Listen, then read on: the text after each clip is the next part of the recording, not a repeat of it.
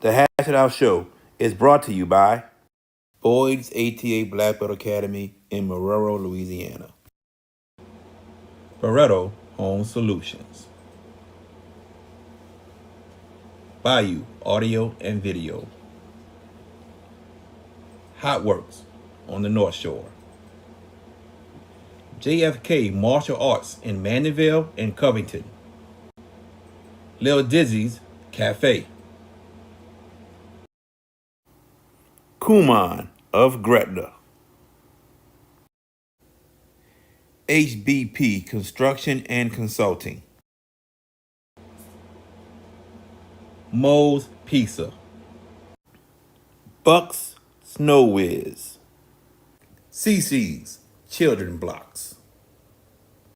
The Pierre Family in Lafayette, Louisiana. Leo Auto Glass. The Juber Family in Lake Charles, Louisiana. Dat Kitchen Restaurant in Chalmette, Louisiana. CoSource Financial Group.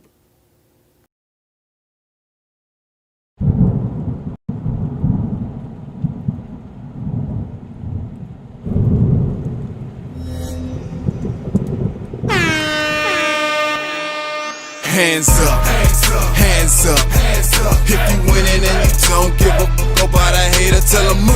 Clear my area, move. Clear my area, move. Clear my area, move. Clear my area. Cause I'm winning, I'm winning, I'm winning.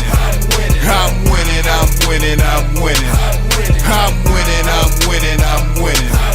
I'm winning, I'm winning, I'm winning. Hands up, hands up, hands up. If you winning and you don't give a fuck about a hater, tell them move. Clear my area, move. Clear my area, move. Clear my area, move. Clear my area. Cause I'm winning, I'm winning, I'm winning. I'm winning, I'm winning, I'm winning. I'm winning, I'm winning, I'm winning. I'm winning, I'm winning, I'm winning.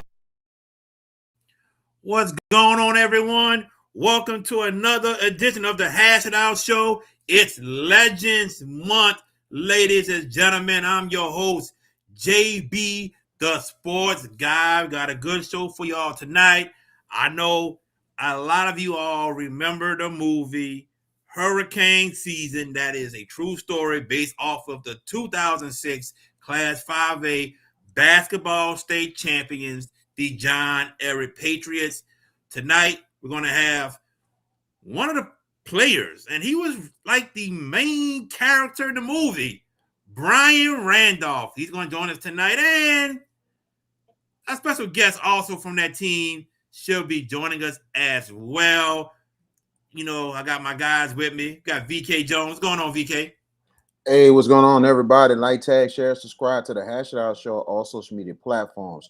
We're on X, we're on Facebook, we're on Instagram, and JB the Sports Guy on your YouTube page. And we appreciate all the support and everything of this platform. We thank you. And man, let's just want to continue with a good interview coming up tonight, discussing the 20th anniversary of the John Ehret 2006 state championship team. That's right. Definitely. 20 years, man. Man, time flies. But George Peppers, you are an alum of John Ehret Patriot. Yes, sir. John Ehret High School. I'm sorry. You're but they are good. the John Ehret Patriots. You are an alum of that high school. I know you remember it like yesterday when they won the state championship in 2016. It was a moment that I will treasure. I mean, I've seen a few state championships at John Ehret, but that one holds its place for me because of what they've had. I mean, the obvious backstory was Katrina and having to piece this team together. Think of the egos that were on this team. You could say what you want, and remember the players they were scooping up, and when they had to get them to put them in one big pot and get this thing to cook. It took this team a while. Remember, this is what people forget. Correct me if I'm wrong, but this team lost 10 games in that regular season. I think they lost a little more than that. I think 10 or 11 games, something like that. I know it was double figures. I don't remember. It wasn't that much more than that because they made the playoffs as a middle seed. And I went to the quarterfinal game of that state championship against West Jeff. They played West Jeff in the quarterfinals at West Jeff Gym that year, and they won. obviously, because they won a state title. And the team that they beat was regarded as one of the greatest teams to play basketball in high school, Natchitoches Central. That was a semifinal game. That was a semi. That was the final. No, the final the final was nationally ranked Woodlawn. Oh, Woodlawn. Yeah, that's right. That's what I meant to say. No. Okay, stop. That's what I meant to say. Woodlawn. Okay, Woodlawn, because that's where your boy. We lost a player. Yeah. That year, and he went to Woodlawn, and that was a titanically tough matchup. And the movie was a great movie. And there's going to be some interesting questions from the three of us with Brian Randolph tonight, because I have a feeling the movie doesn't portray the kind of person he was as a person, and you and I, JB, touched on this yesterday. We talked about it, and we'll see. And look, that was a great championship run, considering what they've had to overcome, having to start on the road in the playoffs, and win, and basically be on the road for a majority of that playoff run. And just the way those you just had a feeling that they were going to get it done. No matter the obstacle, it was titanic, because Woodlawn was, they were mauling teams in that regular season. When they lose, VK, one game, I think, one or two games. I think they only lost 2 games. They were out of state, I think, if I remember right. Right, and they were out of state, and then on top of that, they had wound up getting one of Ehret's former players, and they also had got Brother Martin's big man, over there as well, to add on to the team. It was like they already was a loaded team, and those 2 was just icing on the cake. And they still lost, which, as an Ehret alum, the gratification of winning that title was great. Sadly, they have not obviously reached that point since. They haven't been there. Hopefully things can kind of start to matriculate a little bit and, have some forward progress. We'll see. But going back to that, it's going to be fun to revisit 2005, because the movie was a great movie. You say what you want. And the guy they played, the coach of that movie, I think was the most accurate, because that is exactly how Al Collins was. Is what it was when he was the Ehret coach. Now, I know he's not at Ehret no more. I don't remember. Patrick, he's the head coach at PT? Yes. Okay. Let me say this right quick. Let me answer Joey's question. What is the movie called? It's called Hurricane Season. It is called Hurricane Season. It came out in 2010. Even Bow Wow is in the movie. And but what I want to say is at 8:15, we have another 2 guests coming on. It will be the inaugural officials and coaches bash. They have a bowling event, a golf event, and a let me get it right. Bowling, golf, and a baseball event, all for a cause. All the proceeds are being donated to the Our Lady of the Lake Children's Hospital. We're going to have Kaylin Hamilton join us, and also we're going to have Reggie Drummer. They're going to join us at 8:15 to talk about the event that they're putting on for a great cause. So we're going to have them on, talk about that just for a little bit. Back to John Ehret winning that 2006 state championship. George, you talked about it, how a lot of these players came to John Ehret and they were like the best player on their team at the school they were playing at. So you think about that, and you watch the movie, you'll see it a lot. And mainly in the movie about Brian Randolph. Brian Randolph came in there, according to the movie, Brian Randolph came there cocky, thought he was better than everybody, and he had to be humble in some ways, and then things started going according to plan, according to the movie, people. The movie. I'm not just gonna sit there and say, that happened. It's a movie, so that's why I'm saying according to the movie. But if the movie's correct, they had to put all their egos aside. There were players going at each other. They had to put all that aside and come together. You know how hard that is? Because there's a school right now that's merging, and a lot of people are talking, oh my God, they're merging and they got to come together and this and that. Yeah. This They had players merged together from 5 different schools. 5. Mm-hmm. That's crazy, VK Jones. But Coach Collins, and I want to say, was it Coach Simmons that he went Yes, that? Brian Simmons. Brian Simmons. That was a huge. He was a huge help for Coach Collins, man, because that was a lot for Coach Collins to face, and for Coach Simmons. I mean, they've been friends for a long, long time, and that was a great time for them to come together. You know, not just to work together, but at the same time knowing what they're facing and knowing that Coach Simmons know a lot of these cats in the city. So it was just the fact of the matter is everybody had to come together and mesh. They knew it was going to take time, but once they came together, it was amazing. The run they made, especially winning at West Jeff against a West Jeff team that kind of went through a little bit similar, but they got hot at the right time too. Mm-hmm. But them to take them down, that was huge there. But in the state championship game, and I gotta say this, I've seen a lot of state championship games that were great. This is one of them because that Mm-hmm. championship game was a tale of 2 halves. Oh, The yes. first half, the Woodlawn dominated the first half, Yeah. up as much as 19 points. Mm-hmm. Second half, I don't know what was said at half. I don't know what happened, but it was a different John Ehret team in the second half. And that John Ehret team turned up, outscored Woodlawn huge in the second half and wound up winning it. And the person who stepped up in that game, the most least expected, and nobody thought he had a game, but he had the game of his life, Randy Verdeen. Yep. That was the game. He was a player. He wasn't a bad player. He was solid. He was a solid little player coming off the bench. But in the championship, especially in the second half, something was lit up in him. It was some kind of a fire, and he just really inspired that Ehret team in that second half and caught fire, was in double figures, and he wound up being the most outstanding player. So it was a crazy 2 halves, and I think one of the best state championship games in basketball I've seen, because that was unbelievable how these 2 teams went at it. One half was one team, and then the other half is like, oh no, you're not about to take this. We're not going to let you take it from us. And they went in there, took the second half, and took the title from Woodlawn. It's crazy because you think about that West Jeff team got hot. We know about Natchitoches Central always being a great basketball program. They are power in the state till to this day. Woodlawn, Baton Rouge was a power, and they got 2 players, one from Brother Martin and one from John Ehret. Hornville, I believe, made the Final Four that year. Yes, they did. Hornville made the Final Four. They were legit.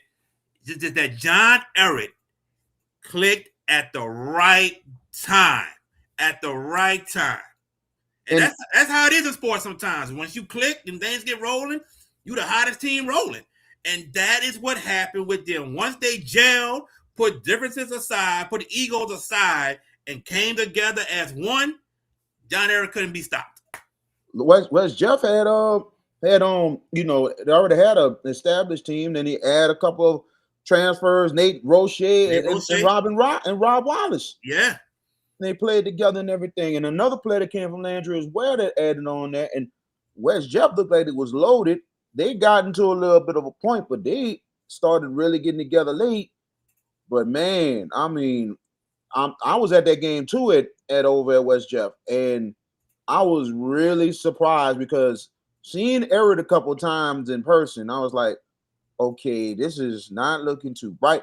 But when they got hot, it was like, uh-oh, they coming. And when I think the first quarter really told more than anything else, I'm like, this is a different Ehret team. They came ready. They came ready to play. They wasn't intimidated, and they withstood everything West Jeff went at them and won that game. So when they won it, I was like, could they have a chance to win it all? Because that's a huge win on it in a hostile environment and everything else. But they overcame what they overcame, and they got their big time achievement, which they really deserve, and not just did it for the school at John Ehret. They did it for the city of New Orleans, man. That was huge for the city of New Orleans. Definitely, without a doubt. Peppers, your thoughts, right quick. I mean, the two things that I want to bring up. One, look how hard it was to schedule around that time when you got this team put together. Remember, they were having issue trying to get games. Trying to get the games that they had scheduled in advance. It was like, wait a minute, Katrina hit, and all of a sudden, games are in doubt. So it was a matter of Al Collins and Brian Simmons putting it together and getting game scheduled. And Everett's very first game, I think, was at Covington of that season. With that Covington, and that's It what was at Covington. the jerseys. Yeah, they had to wear. I don't know what the pink jerseys they pulled out because they washed the white with the colors. Right. Yeah. So they did that, and the other thing you mentioned West Jeff VK. I mean, again, I was there too, and I just going into that game, my friends, friends of mine were like, "What are you thinking? What are you thinking?" I said, "Look, if the pieces fall right, John Ehret wins this game." I just thought, man to man, they were a better team than West Jeff that night, and they can't. That was their come together, and it was great to see. And then and I mentioned earlier the actor that played Al Collins, Forrest Whitaker, heck of an actor, did such a yeoman's job just portraying Coach Collins' mannerisms and how Al is. I mean, I obviously know him personally, being an Ehret alum, and I've talked to him many a time. The movie itself. You know what? Maybe when we get the show done, I might have to pop this movie in just one more time because I've seen it enough, and it feels the same every time. Coming from the shoes of a John Ehret alum, it feels the same. Just seeing that, it's like you beam with pride. And look, you guys understand that. VK, your St. Aug team from '90, the one that won the 95, the one that the Kerry Kittles team. I think that's the one that won a natty. The high school national championship. Kerry Kittles wasn't on that team. That was Mitchell Robinson. Let me stop y'all right quick. So we're gonna take this quick commercial break right quick. Yes, sir. We had time, and when we come back, we're gonna be joined by Brian Randolph, 2006 Class 5A state championship winner with the John Ehret Patriots, right here on the Hash It Out Show. Mm-hmm. What's up, everybody? Me and VK Jones had to come to Little Dizzy's. Yeah, well, VK, man, wasted no time, and he loved the fried chicken and the dirty rice from Little Dizzy's. Look at what I had. Yes, indeed. Oh, y'all know I love candy yams. Oh, yeah. That fried chicken is one of the best I ever had. And just like how Miss Arkisha Baquette says it, come to Little Dizzy's, where the food is always hot and it comes straight from the pot. Are you in need of a new windshield? Leo Autoglass can help. For 20 years, Leo Autoglass have been servicing the New Orleans area with windshield replacement and auto glass repair. Give them a call today, 504-301-8353. Did you experience storm damage from Hurricane Francine? Barretto Home Solutions can help. You can give them a call at 504-940-7552.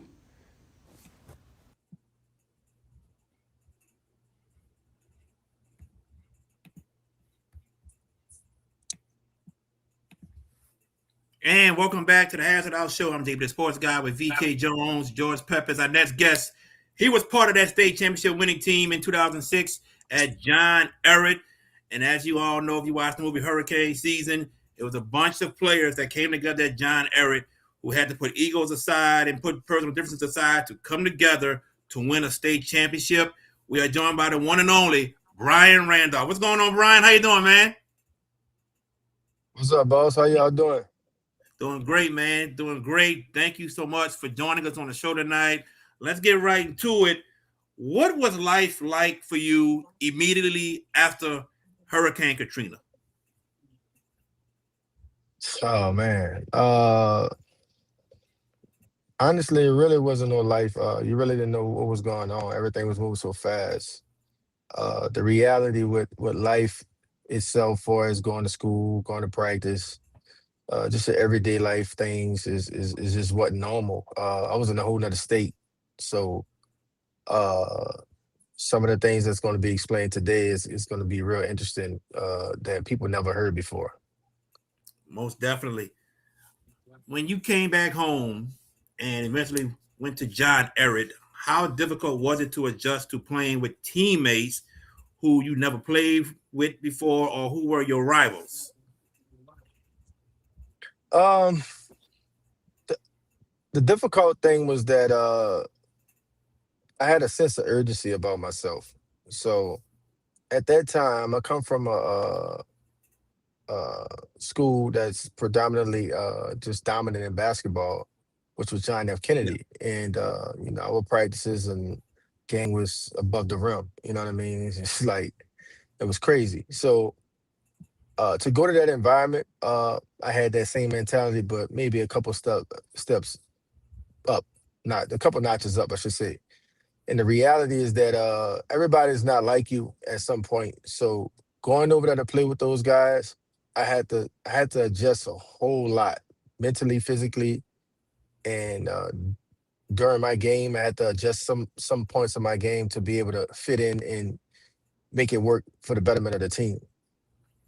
definitely. Talk about making it work and having to adjust the game to fit in. But before all that happened, did you ever think that this may not work? Shit, man. To be honest with you, that whole scenario. So I was in Houston. I don't know if you guys know that. I was in Houston. I was at Westfield. I Oh, was at Westfield. Westfield. You was there Yeah. with Julie Guillory? What's the principal? I don't remember. I was only there a month, so I'm not Okay. sure. I was there during that time of Katrina though. Like I went there from 1 month exact. Uh, She was the principal. and She I was the was principal. she was the principal. Yeah. So Yeah. I was there, and they were. I don't know if you guys really know the backstory of that. They had a championship team. They were number two, I think, in the nation at that time. In the nation. Yep. And it was the school Melo Anthony went to. Oak Hill was the one, and it was them number two. And it was hard just to them. I had dreads, and I came off as uh, uh, an inner city kid, I should say. You know what I mean? To the head coach, Mr. Larry Brown at that time, and just we just couldn't click it. It couldn't click it. So I had a conversation with my dad, and me and him went back and forth for like at least a week on the phone because he was here and I was there, and I was like, I'm not playing. He was like, what you talking about? So just kind of went back and forth. He made up his mind that I'm not playing. Like he's not. He, he, he looks at me and thinks I'm a dub. You know what I mean? But in practice, I'm doing what I need to do. So I said, I just couldn't go out like that. So after we went back and forth, my mom got in touch with Coach Wu Sanders over at 35, and Wu and uh, Wu wife and mom worked together previously at Round High School, and then it just was history from that. Him and Coach Adams was really really good friend. So they had a conversation and he went there. And then Coach Buddy Simmons, me and him always stayed in contact. I played some ball with him, and I played against him when I was at Kennedy. He was at Carver, so he coached my uncle. So we all kind of knew each other and talked at the same time. But uh, from the decision to leave, this might be a gem for y'all to really, really put on the storyline because I was really, really trying to go play with DJ. I was really, really trying to go play with DJ. DJ was at Hightower at the time. And Yeah. when we talked, it was a 45-minute ride from where I was at and where he was at. So my dad was like, man, how are you going to get to school every morning? You know what I mean? So that was like, and then, it was traffic and, and then I was just like, I'll come back home. So that's what made the decision for me to come back home because I couldn't even commute back and forth to school. So, and my dad's had moved us an apartment. We just got settled, get down here. They had full foot water in the house. So it was a lot going on at that time. But that gym that a lot of people don't know. So, you guys got the first exclusive on now for sure. Definitely. Yeah. Westfield. Because I evacuated Houston too. My auntie was the principal at Westfield, and we had got my brother in there. And then when we came back home in October, they were like, no, your brother got to stay. And I'm like, no, he coming back home with us. So, yeah, definitely Westfield, 5,000 students at the time. That's how big that school was, man, at Westfield. What made Coach Collins the right coach to bring everyone together?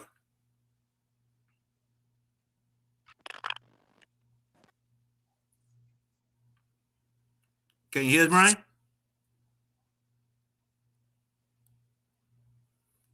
Not that he might have to reset. Yeah.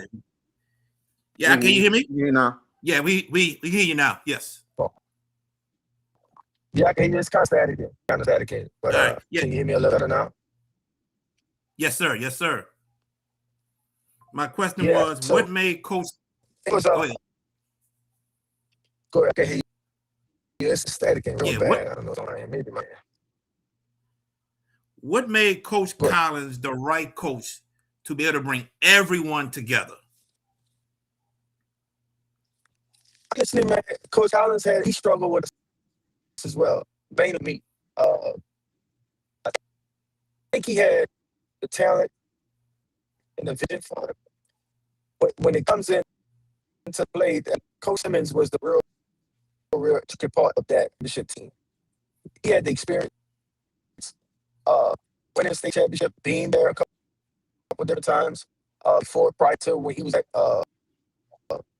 Josh Washington Carver. So by him having experience, him knowing me, him knowing talent, like he was able to assist Coach Collins in a way that he probably thought really couldn't we couldn't get through. So he was a big to helping us navigate through the wins and the losses, and being able to manage me as a player because of my passion of the game. So I don't know if Coach had a caliber player of that uh, caliber before, and sometimes if you don't have something, it's hard to match. But what Coach Simmons did, he brought the different dynamic of adjusting to what's needed for the team.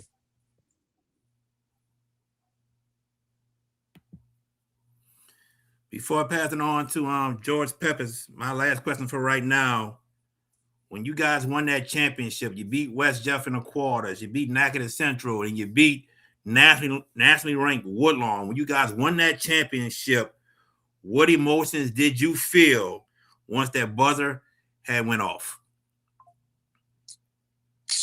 Honestly, all the things we went through that year and the emotions of that year, I'm gonna be honest with you, I didn't feel not too much. I feel it now as an adult more than what I felt it during that time. During that time, I was just happy. I just wanted to win, and I had no worries because I had the game of basketball. So with all the things that went on, Katrina, my house got flooded.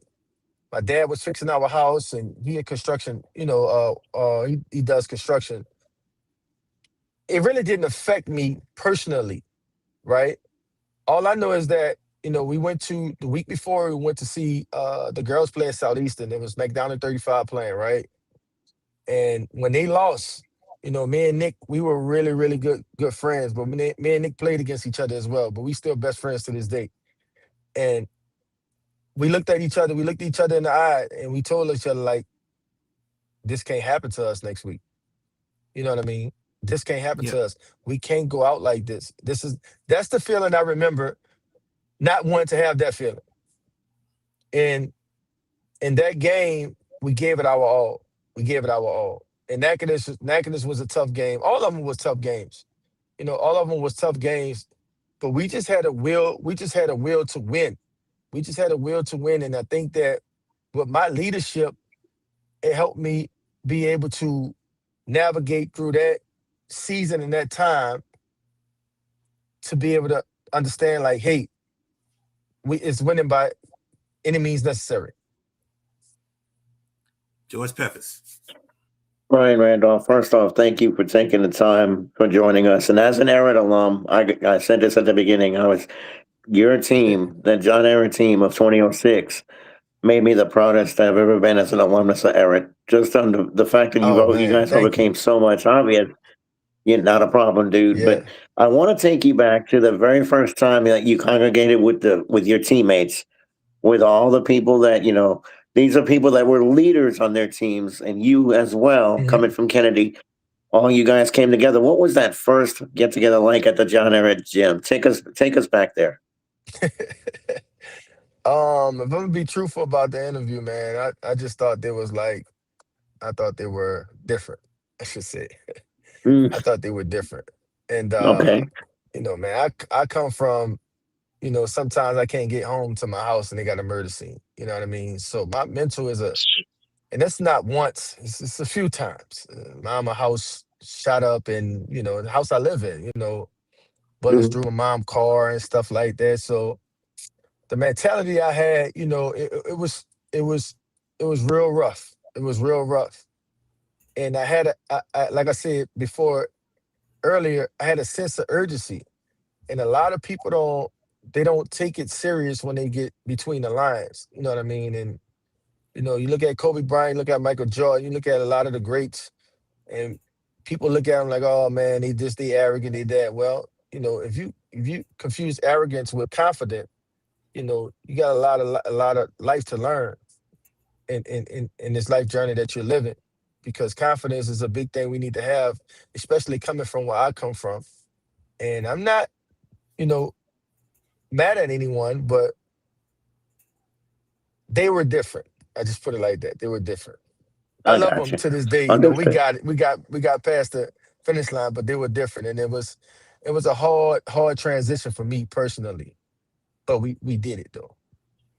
And the movie portrays that as well. The transition. It seems like the way you answered that question, the movie portrays it that way. It's like you had a time trying to get used to those cats, those guys, all those players and everything else.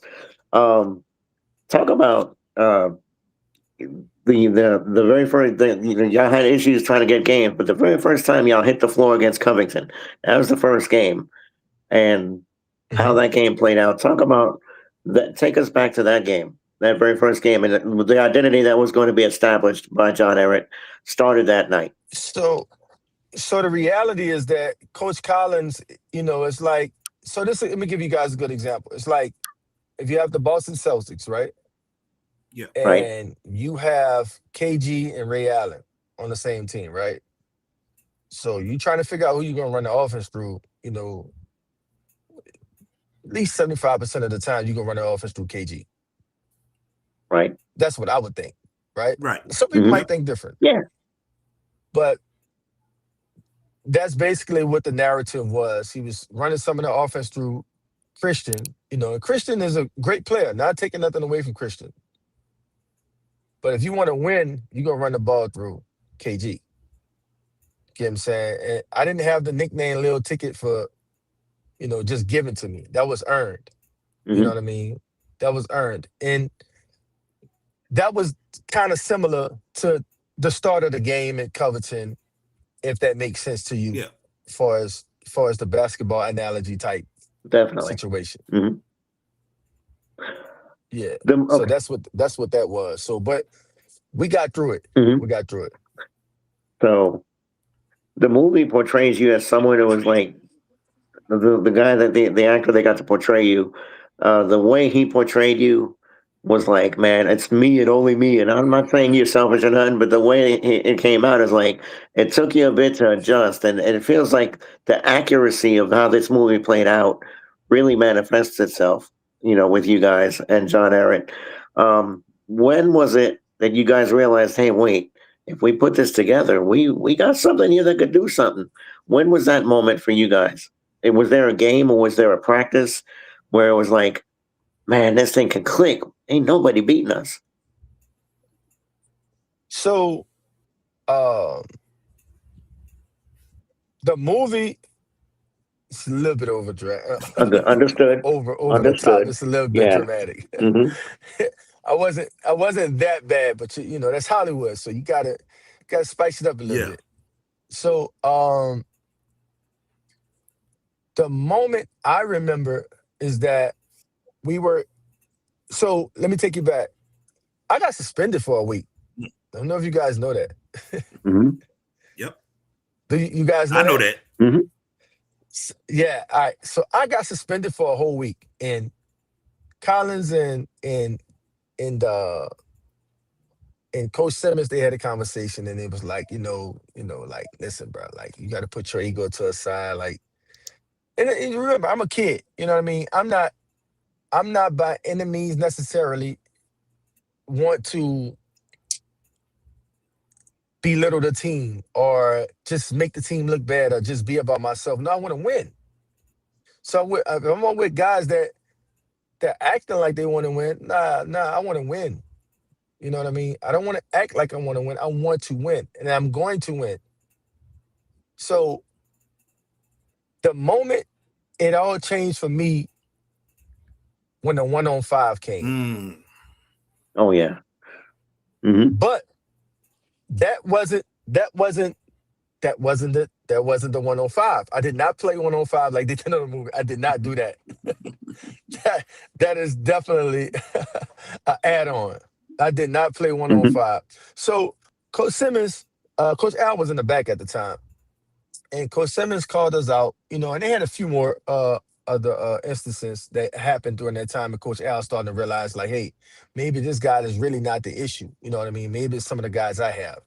But that's another story. But he made us play 105. And I remember he made me play 105. So he had one of my teammates take out. He had like four other guys guarding me. So they have this drill where they do when you start off with one guy, then you add on, then you add on. It's a full court drill. It's like a disadvantage drill, I should say. So I'm thinking the guys, I'm like trying to get open. I'm like, well, hold up. When one of them gonna pop on and try to get open, like with me or whatever, like, what's going on? He was like, nah, it's just you by yourself. So I'm looking at Simmons and he looking at me. We just stand each other down. So I'm like, man, I can't play these dudes 1-on-5. I'm like, what you talking about? I can't do this. So he was like, okay, cool. Everybody on the baseline. So he went to something else. So we had a conversation afterwards, and he was just saying that, sometimes you gotta adjust to be able to get some things done. That was the turning point. That was the turning point. And we were able to, we should have went on a 12-0 run, but I was being a little selfish. But hey, we lost the game against Hineville, but I'm glad I was because we wouldn't have had the role we had going to the championship. So the reality is that God doesn't make mistakes. You know what I mean? He doesn't make Mm-hmm. mistakes. You might think he make mistakes because the reality is that I was supposed to graduate, and it's another gym for you guys, a year before. My original year to graduate was 2005. I got Well, look at. yeah, Mm-hmm. I got kicked out for I'm just being honest. I got kicked out for the leap test and I didn't even finish the test. So I had Oh to man. repeat 8th grade again. Yeah, I was tripping. You know what I mean? I was a young kid, just I get that. yeah, and I got great parents. Just wanted to do things out of the ordinary, and guess what? It might look like a bad decision now, but we wouldn't be having this interview right now if I didn't make that decision. So we got to realize a lot of the decisions that happen with the younger guys these days might not be bad. You know what I mean? Just know how to just manage it and push them towards greatness in the future. Definitely. George, let me stop you right Mm-hmm. quick and come Um, right back to you. Joining us now on the show, he was the head coach of that state championship team, the one and only Coach Al Collins. Coach Collins, how you doing? I'm fine. What's up? Not much, Coach. Thank you for well, Coach. joining us. We're talking with Brian for a second. Now you're joining us. I'm gonna let George Peppers continue. George, you got Coach Collins and Coach Randolph. Go ahead, buddy. Oh boy. I got Coach Randolph too. All right, Coach. First off, thank you for joining us. How you been, man? You been good? Very, very Oh wait, busy can you hear me? summer. A lot of district trainings. We were playing Uh summer huh. league till like June 30th. And then my youngest son is getting ready to go to Minnesota. So it's been quite busy. Quite busy. Understood. Understood. We're Congrats. talking about obviously the 2005-06 John Ehret basketball team that won the state title that elicited a great movie, Hurricane Season, won awards, ESPY awards. And I don't know if did it win any Academy Awards, JB? I don't think it did. No, just the No. SBL. I don't remember it winning. I know it won an ESPY award, a couple of them, but it was a very well-renowned movie. Coach, I want to come to you with this one. When the movie idea was broached, did the producers come to you uh, What was said to you about making this movie, and what input did you give them?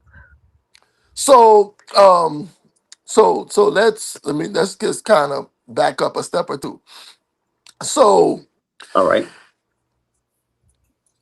the first thing that happened that kind of put this story onto the forefront, and I apologize because I don't remember the kid's name, but we had a student who was interested in journalism. I want to say he went to Northwestern, but he can't I can remember him coming to me after a practice or after school saying, "Hey coach, I think this is a a compelling story. Would you mind if I try to write something and see if, somebody will, find interest in it?" And I said, "Sure, do whatever you want."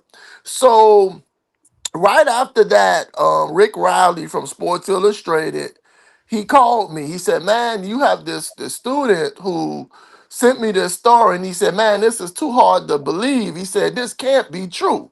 So he's interviewing me over the phone, and I'm like, "Yeah, this is all true." So Rick Riley goes, "Well, wait a minute. I'm out in, I want to say he might have been in Utah, perhaps. He was covering the NCAA tournament, and I remember Adam Morrison at Gonzaga was the guy he was kind of shadowing, who was a big star for them at the time, got drafted. He really didn't do much in the league, but he was a really good college player. So he said, "Man, depending Mhm. on what happens with Morrison, I'll call you back," which he did. And he grilled me for several hours about the story that the kid wrote that he was trying to basically verify. So from that point, what happened was it became the back page story in SI. And I think from there it kind of like grew legs. So from that point, I want to say one of my coaching buddies put me in um, no, no, no, let me back up. So I think after that point, um, that might have been when ESPN came in. Tom Rinaldi interviewed us, and maybe um, the whole story about it becoming the becoming an SB and overcoming courage, the Arthur Ashe Award and all that. But I want to say at this point we may have made an agreement to have an agent represent us, and so I think from that point, that's kind of where the solicitations began and the hard sell about, man, this is gonna be a movie. Matter of fact, I can remember Tom Rinaldi telling me, he said, "Man, I've done like 10 of these, 12 of these. They've all turned into movies." And I'm like, okay. So it was some combination, you know, kind of that, you know, that's kind of how I think it went. Now I remember originally it was going to be a regular motion picture, Mm-hmm. and I don't remember, I don't know how we went from no motion picture to it becoming a BET movie. I can't, like I'm trying to recollect, but I don't remember exactly how that came into play because there was obviously there was an all-star cast. There was a pretty credible director, writer, producer. So they were going after it as if, this thing's going to make the movie theater, but I'm not 100% sure as to why it didn't, why they went the route they went. That kind of above my pay grade, but that's when they started to pitch it as a movie. That's when I think they started casting people and all that good stuff. But I didn't have a role in any of that. I was just like, as soon as they did something or they, they had a question, then um that's usually when I was asked something. But for the most part, I was pretty much in the background. Except for the few scenes that I was asked to like sit on or watch. Nah, I can't tell you much more than that. Understood. Understood. It's been 20 years, Hmm. and it still feels like it still feels like yesterday that it happened. Uh, I gotta ask, Coach. Obviously the best memory was winning the title, but I asked Brian this earlier. There's and I'm always big on this, where there's a turning point because you know how many egos you had to massage when you had them come to Everett before the season, and you had a lot of guys that were dogs on their respective rosters, and you had to put all that together. To me, I gotta say this before I ask it. That's one of the greatest coaching jobs I've ever seen at any level. To have to deal with everybody like that and having to make them understand their roles and putting this together. And the greatest accomplishment was winning over Woodlawn, who was a monster Yeah. that year. And for you to do that was, I gotta tip my hat, man. That's one of the greatest coaching jobs I've ever seen in any part of high school athletics in a long, long time. To me, that's just yeoman's work.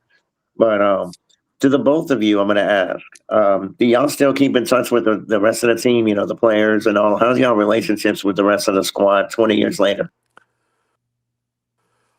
Yeah, So for I keep in me, touch with him. go ahead. Yeah, Okay. Go ahead, Brian. yeah. Oh no, it don't. Yeah. Go ahead, coach. You got it. You got it. Well, I was gonna say, you know, well, so Jawin Caesar's daughter just graduated from Patrick Taylor this year, so I would see Jawin quite frequently. Randy Verdon's niece was an all-state softball player here, so Hmm. I would see Randy's sister all the time, and every blue moon I would hear from Randy. Um, I would bump into Carlius Lemon periodically because he's a state trooper. Um, Hmm. I would see Brian. I've seen Brian at several games or out in the community. Every blue moon, I would bump into Carl Commons' mom because she works at Jesuit. So that's how I kept in touch with her with the younger with her son's children, that sort of thing. Hmm. Um, I periodically would see Raymond Southall. Haven't seen him in a good little while. Justin Goday, his best friend, I know was doing some political work in this area. So like I saw, the last time I saw Justin, he kind of briefed me on Raymond. Um have not talked or seen Eric Williams in a little time. I know the last time I talked to him, I know they were dealing with a family matter that was really emotional for him. And I want to say at the start of this school year, one of Gary Davis's cousins told me that he was in Houston and I was trying to get connected with him. And every blue moon, my daughter will show me something online with Nick doing a food review or something. I know he's kind of done a few things. Um, and I want to say, unless I miss somebody, I think that's everybody. Yeah, that's Because it. we That's only had everybody. 10 players. So, We're at nine. We're at nine. yeah, I want to Nine. say, I think that's everybody. Yeah. Yeah. Is and Uh-huh. my last question. I'm sorry, Coach. My last question before I turn it over to BK because I see him chomping at the bit and give him a chance to shine too. Um, Is there any kind of a reunion plan to get, like maybe a reunion to commemorate this team? Is there anything down the road that you guys have thought about, maybe kick the tires about to try to gather the team around and maybe do something at the school? Has there been any talk about that? That's for you, Coach. I'm gonna let Brian go first. Okay. I'm gonna let Brian go first. He threw me under the bus. Y'all see that, right? Nah, we I had Yeah. see that. something last year. We had something last year at John Ehret. They got the team together. Only one wasn't. Well, only two that wasn't there was Eric and Gary. But uh, and Carl mom was there for him.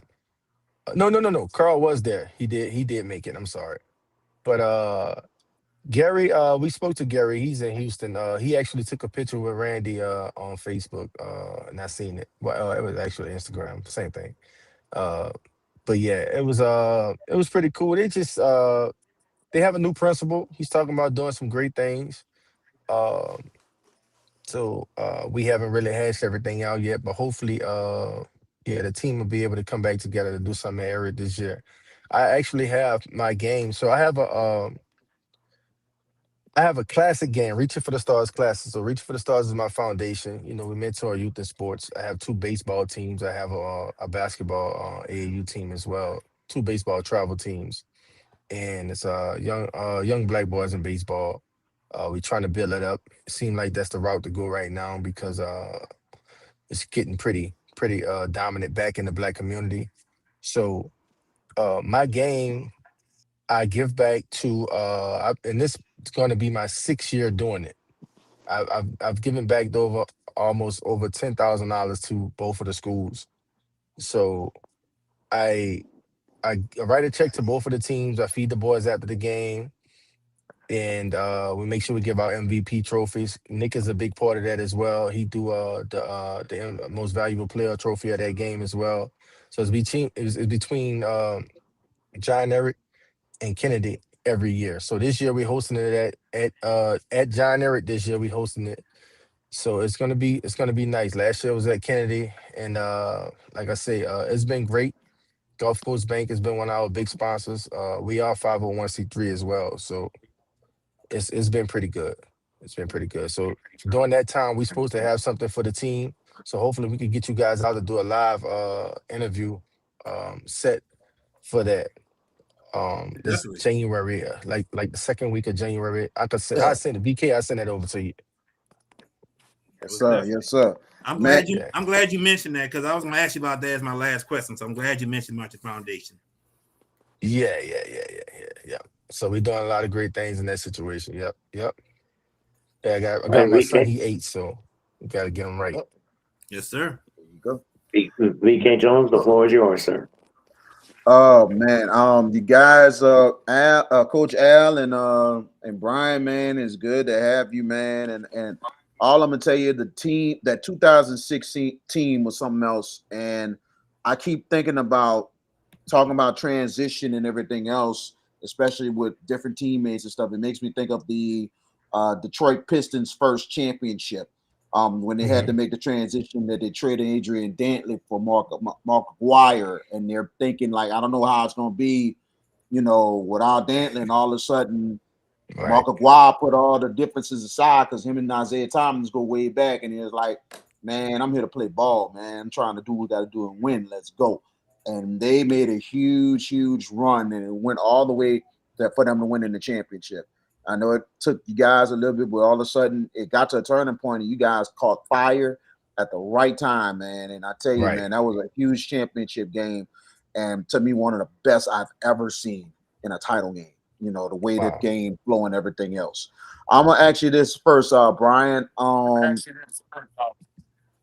Now, now, now, at the time when that championship game just went at, here's a two-parter. One, what was said at the half of that championship game?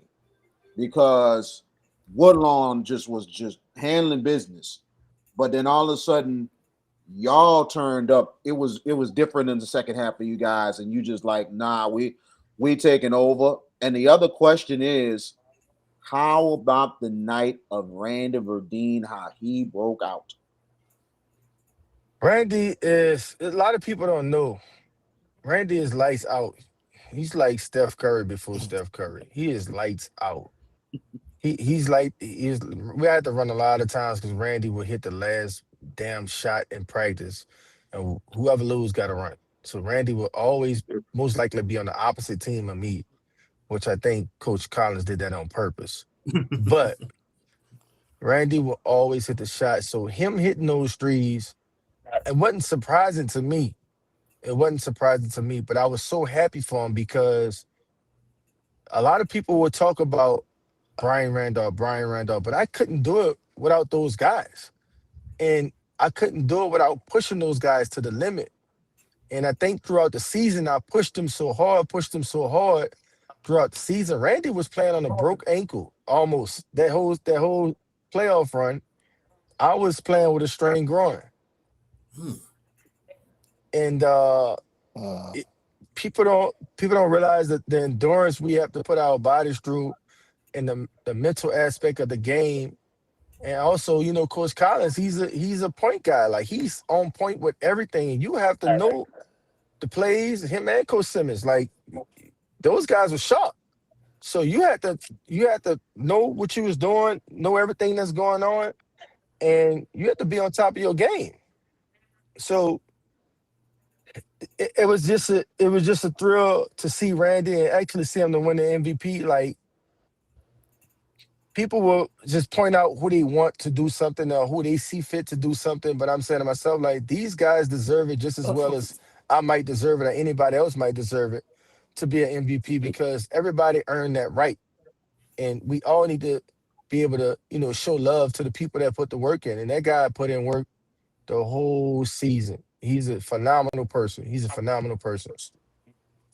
Absolutely. Coach Collins, got to ask you this. What were your thoughts with the last couple seconds of that championship game when you guys went on that okay. huge run to put that game away and the Zeros come up and John Ehret is state champions?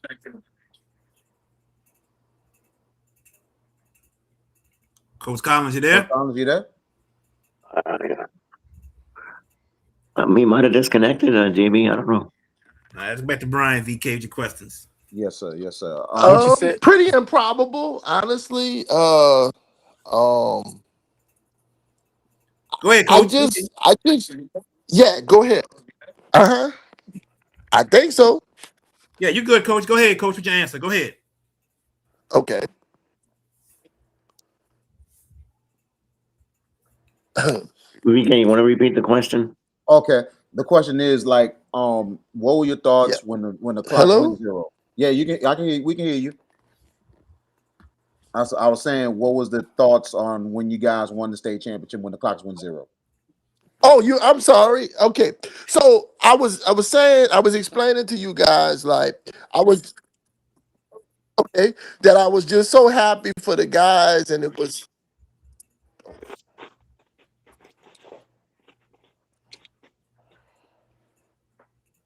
okay. I Phone was kind of maybe I was going. so happy. Yeah, we're actually relieved, and then I was so happy for the guys because this was truly a faith journey for all of us. Because with so much of what was going on in our world with people situate, everybody had a different situation. Like we don't know if like some people weren't as affected as others. Let's just say it like that. Yeah. And so, like, you had some people in a family house with 8 to 10 people, or some people didn't have a room, and a lot. Basketball really was like a saving grace for all of us in a different capacity, Hmm. and at that time because everybody was somewhat, if not in total rebuild mode, in a rebuilding mode. So for us to use basketball almost as a tool of therapy to really, give us an outlet to do something beyond, help somebody, clean out a house or whatever your situation was, really was remarkable. Then the other thing that bears mentioning also, as you guys know, like like city life was so different back then. Yeah. Like we had a dusk to dawn curfew. We had like you couldn't be in certain areas, and after a certain time, there wasn't very much stuff open. I can remember for quite a while, like when we found out something was opening up, that was almost celebratory. Like the line, like usually those places, the lines were like brutally long. I can remember at school, like the Walmart was only open at 5 o'clock, and the line would be almost from the front of the store to the end of the store. Yep. But that's all we could do at that time. It was just a very, very, very different time, and I think people lose sight of that talking about the basketball part. I can remember I came back at night. I had to sleep in my car. There was no way, there was no hotel rooms, any of that stuff. And it was almost like Kansas. There was no fences anywhere because the storm had blew them all down. Yeah. It was just a very, very, very different time.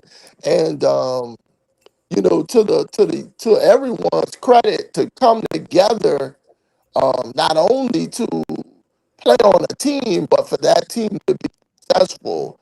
I think that's the part that often gets lost in the when we think about um, that particular time period in our history as a community. So, but in terms of the basketball part, I was really, really, really happy for the guys. Now, I did forget a guy. I'm sorry. So let me get this in. So Christian Wall, I've seen Christian a couple of times. He's got two girls. He's married. Uh, I've seen his mom. I've seen his older brother. So I know he's around. And then I wanted to mention with the gathering that happened this year at Eric. So I got the information, but the information was always like, oh, how can I say this? So I got the information, but like, you know, because of like the work I'm doing here, it's like you got to tell me stuff like almost weeks and months in advance, usually. Like, I fuss at my kids all the time about I can't do random. Like, if you're coming to me with, hey, coach, I need something, nah, it's just not going to get, I don't, I guess when you get over 50, you can't do random really well. And that's my deal. But I remember that particular night there was a school board meeting about the 976 teachers who we had got slighted for our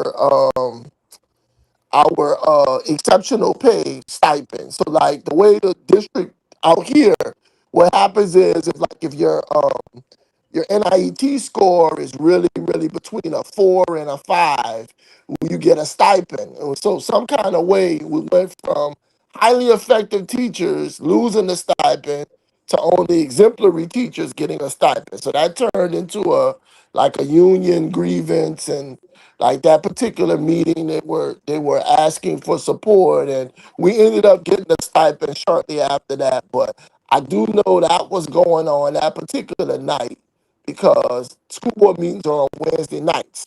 We don't usually do basketball games on Wednesday, not high school games. College games, Vashawn knows, can occur anytime. But so that was why I missed the gathering at Everett. I would have loved to have seen all those guys, though. I'm hopeful if something else happens, I'll be kind of alerted, and I can clear my calendar and try to stuff those guys. Everybody's a father, husband, or and to me that's the cool part of this whole deal is seeing guys transition in life to the next phase of life. So so it would kind of be cool to see them in that capacity as well as just talk about life. Because one of the things I get all the time from older guys is, man, coach, man, I'm so glad, or coach, man, I didn't understand it then, but I understand it now. So it's it's just the cycle of life. So that part would be cool to talk to them about. But hopefully we'll get that opportunity.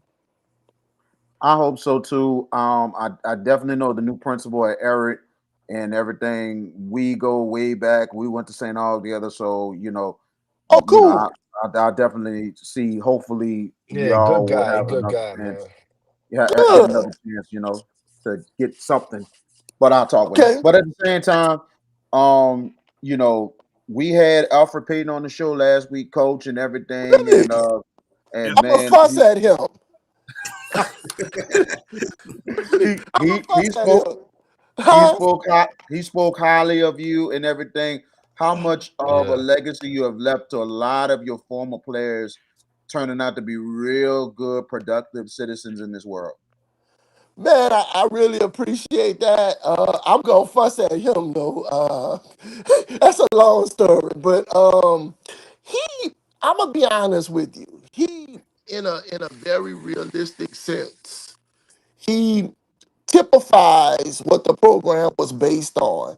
Because, like in Alfred's case, the thing that people don't realize is he did his eighth grade year at Brother Martin. And I always would tell his dad, like, listen, if it doesn't work out, call me. And he said, Coach, you know what? I'll keep you in mind. And that's really how he got to us. We weren't his first choice. And Hmm. I try to get guys to understand that, man, life has a funny, funny way of working some things out. And that's why it's so important how we do things. I'm sure all you guys have heard the expression, if you leave correctly, you can always come back. Look what's happening at LSU. If you would have told me that all them dudes would come back, come on. Like none of us, we all could have won the Powerball off of that one. That would have never happened 20 years Hmm. ago, 15 years ago. So, but in Alfred's case, he was one of 4 point guards. And I can remember my assistant at the time, Bill Ureta, saying, Coach, how are we going to play all them? And I said, Coach, they're going to figure that out amongst themselves. The cream will rise to the top. You watch. And that's exactly what happened. And that group was as talented of a group that I've ever had the privilege to work with. The one regret, as you get older in life, you have these regrets. And the one regret was that group should have won a state championship. And Hmm. that group should have won a state. That would make for a very interesting ghetto 30 for 30, I think. The inner workings of what happened with that group. But Alfred, he just really personified what the program was based on. Kids working hard, believing, developing, and just taking advantage of an opportunity because, his only scholarship was Xavier. right. Dan Jackson was the guy who was like, Coach, we'll take him now. And Dan was really taking him on potential. Like he kind of bought into this dude gonna grow and he's gonna grow into something and I want it with me. And to Danton's credit. But after the UL people saw him perform against Scotlandville that day, they were like, well, coach, can we get him up here? Because I sold them on if you don't want to give him an athletic scholarship, just let him use his time. He was a 4.0 student. And so when Hmm. Kevin Johnson heard that, he's like, like, wait, is that yeah, let him just use his tops. And then if he's a good enough basketball player, you can always roll the athletic scholarship on top of it. And so Hmm. that was really the genesis of our conversation. And they brought him in for several visits, and then they were like, Coach, we're gonna sign him. And that was crazy because the end of his recruitment got dicey because a lot of people who couldn't get the kids that they wanted started recruiting him. And I'm like, hold up, hold up, hold up. Like, dude, no, no, no, no, no. These people found you when you had nothing. And it's like, I know all this other stuff sounds glamorous. I said, but these people, they have a plan for you and they're sold on you. And so I think mom and dad kind of re-emphasized that same message, and he stuck with his commitment. And then I can remember one day, Bob Marlin called me after school one day, and I'm like, "Oh God, what didn't happen? This boy." And so coach was like, he said, "Al, I just want you to know that we're gonna play him." And I'm like, "Well, play him then. Like, what are you telling me for?" He's like, "But coach, I promised you we'd redshirt him." And I'm like, "Well, coach, if you're playing him, you obviously have a need for him. So, like, play him." So he's like, "But coach, you got to understand, I gave you my word, we would redshirt him." I'm like, "Coach, we're good. Whatever you need to do it." And so it kind of took off from there that this 16-year-old kid was scoring baskets on ESPN as the youngest freshman in the country. And kind of the rest of it was kind of history after that. But his jump off, in my opinion, was the USA Under 19 group when he played with Marcus Smart. Billy Donovan was his coach. That's when, he introduced himself to the rest of the country like, "Hey, I can compete on this level." And that's when his draft stock kind of went through the window after that. Brian Randolph, I got my last question is to you. Man, your thoughts on how this moment, really affected your life now as an adult, and especially now with you contributing now to helping kids and everything and telling people the story about how you overcame things and to inspire them to overcome adversity. Well, I'm always inspired about the people that came before me. And the biggest thing about my story, I'm always going to be able to gravitate. I could go to Coach Al, I could go to Coach Simmons and get information about things I don't know and be able to pass it down. And I think that the people that paved the way before us is just that the inspiration from that, people have to have more gratitude towards that and be able to bring it to the community. We have tons of kids at Willie Hall, Comiskey, uh, that we help coach on a day-to-day basis. But the reality is that we have to be able to listen to the people that come before us and pave the way before us to be able to enjoy that journey and the blessing that God give you. So it's an incredible feeling to be able to have my own foundation and giving back, just like Coach Al gave to us, Coach Brian Gibson, one of my favorite guys, Coach Brian Gibson, Miss Thomas. It's a plethora of coaches that I had: Coach Carl, Coach Ernest, Coach Johnny, all those guys. And I with Coach Johnny and Coach Ernest every day, and Coach Carl when he come out. Those guys helped us and shaped us into the men that we are. And I had my parents. My parents was amazing and still amazing. You know what I mean? But they were my foundation at home. They taught me the basics. You know what I mean? The foundation at home. All I did was level it up. But when I'm out in the community with these kids and leveling up and coaching, without my coaches, my parents, my grandmother, you know what I mean, my support for my girl that I have right now, my daughter, you know what I mean, helped me grow into the man that I am right now. Like it wouldn't be possible. It definitely wouldn't be possible. And it's a joy watching my son do some of the things I did, but he actually doing it in baseball. I didn't play baseball, but he's uh he's incredible. He's incredible, and I don't take it for granted like I took the game of basketball for granted. And I'm just enjoying it and having more gratitude these days, you know, versus not understanding what needs to happen in those moments and have more of those moments that I had during that time. I'll get you guys out of here with this question, and then this question's for Brian. Last question. I asked you earlier about how did you feel when you won the title. You told me Yeah. you feel differently now, 20 years later. So, what's the feeling now, 20 years later, after winning that state championship? The feeling is more enjoyable because knowing that you did something and gave it your all, you can literally do anything you want if you reach for the stars.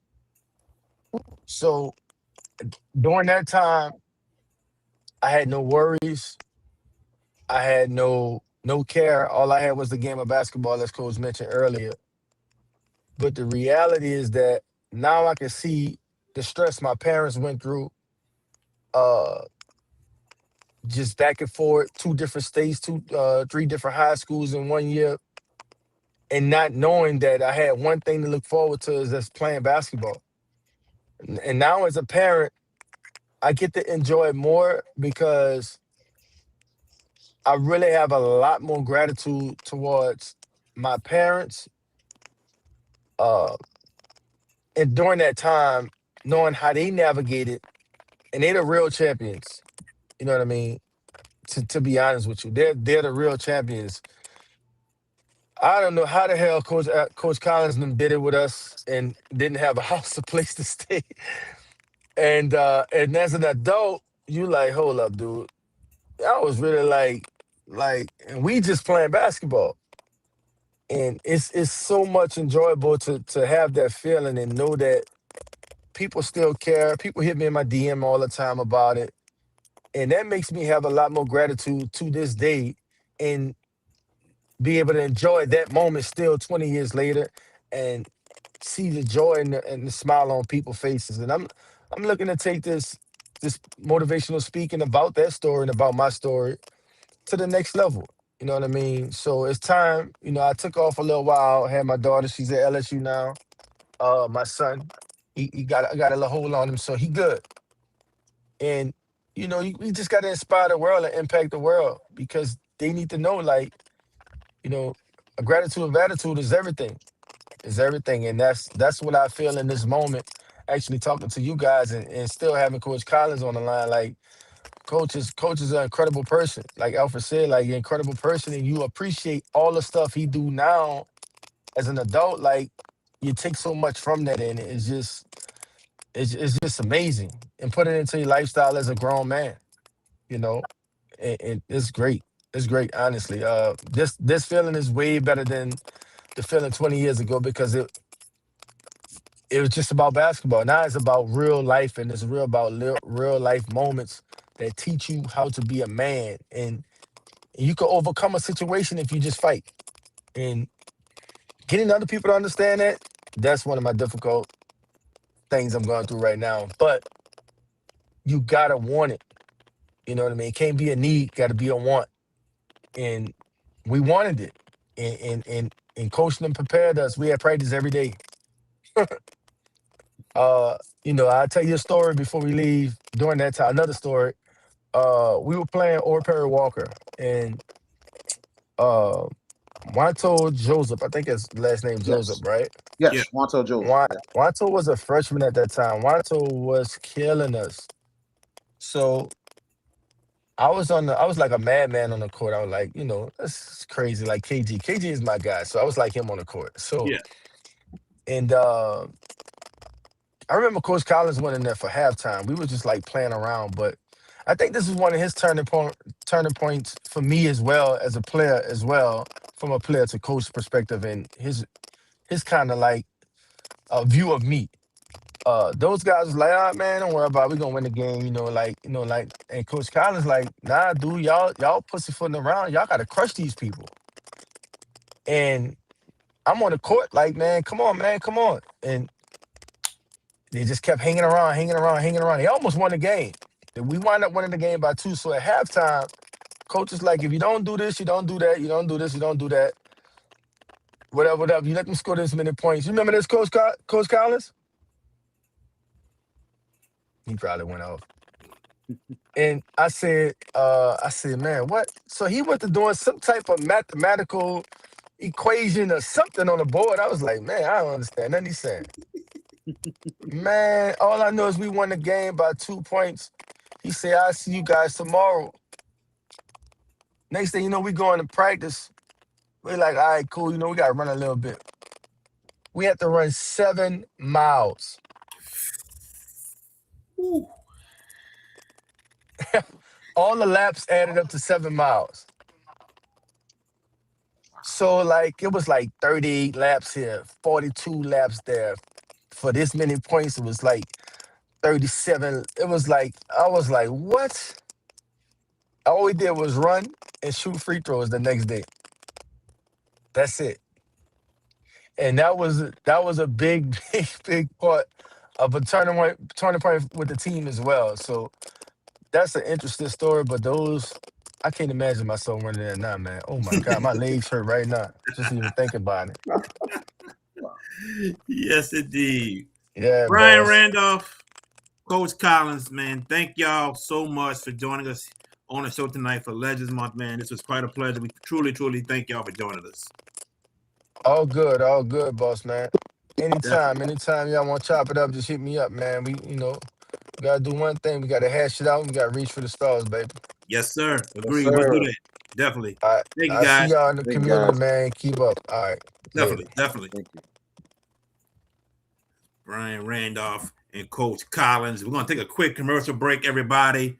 And when we come back, we're going to talk with Kaylin Hamilton and Reggie Drummer, who are in charge of the inaugural officials and coaches badge. We're getting to that right here on the Hash It Out Show. At Bayou AV Security, we are your one-stop shop for all your needs, whether it's enhancing your home entertainment system, securing your property, ensuring a seamless internet connection, or illuminating your outdoor spaces. We've got you covered. Bayou AV Security, where technology meets reliability. Call us today to experience the Bayou difference. JFK Martial Arts offers a wide variety of martial arts programs for kids, teens, and adults as they empower lives through martial arts.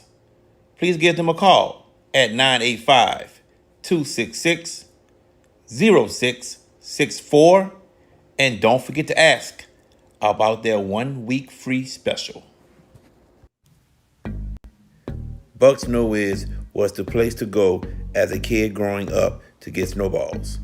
As an adult now, it is still the place to go. When you want some of the best snowballs and some of the best customer service, Buck Snow is the place. Now, excuse me, let me get back to my half grape, half pink lemonade snowball. Buck Snow is located at 1508 Barataria Boulevard in Marrero, Louisiana. And welcome back to the Hash It Out Show. I'm your host, JB the Sports Guy. We got VK Jones, 543 Umpire, in partnership with the AMR Foundation, is proud to host the inaugural Officials and Coaches Badge.